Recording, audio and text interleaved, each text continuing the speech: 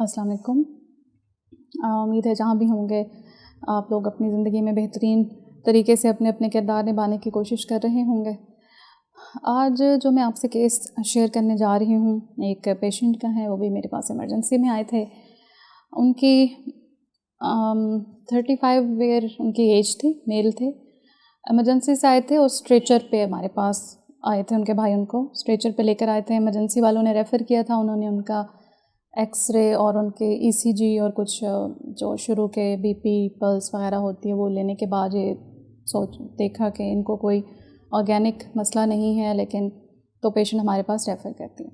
Patient की जो presenting complaints थी वो क्या थी कि उनके जो भाई भी बता रहे थे, वो ख़ुद भी बाद में रिपोर्ट कर रहे थे कि मैं एकदम से गिर गया हूँ, मेरे सीने में दर्द हो रहा था और मुझसे मेरी आवाज़ नहीं निकल रही थी, मुझसे बिल्कुल बोला नहीं जा रहा था।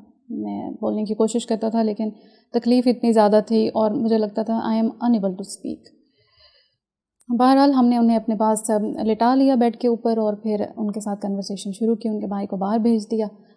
थोड़ी सी बातचीत शुरू की तो पता चला कि 2 साल से वो घर पे हैं। इससे पहले वो दुबई में थे, उनकी जॉब थी, वो काम कर रहे थे।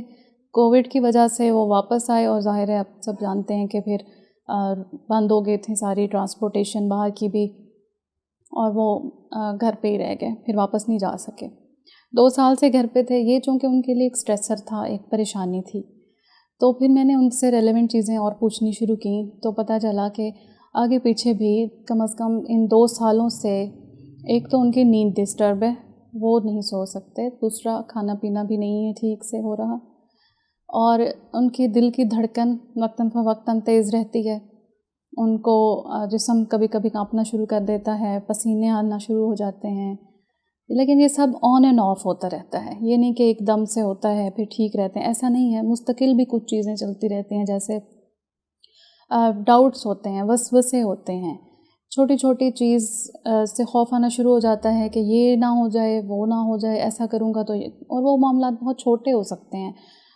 मसलन कोई चीज़ ख़रीदनी है तो उनसे ये डिसीजन भी नहीं होता था कि ये मुझे ख़रीदनी चाहिए या नहीं ख़रीदनी चाहिए, या कैसी चीज़ लेनी चाहिए। बहुत छोटी छोटी बातें जिन पे नॉर्मली उन्हें कोई मसला नहीं होता था, लेकिन अब हो रहा था। कंफ्यूज्ड सी स्टेट होती थी, डिसीजन मेकिंग डिफ़िकल्ट हो गया था due to fearfulness, due to doubts, जिनको वसवसे भी कहते हैं कि वसवसे बहुत आ रहे थे। फिर उनको गर्दन के पिछली तरफ सर के नीचे दर्द रहती थी, सर में भी दर्द रहती थी।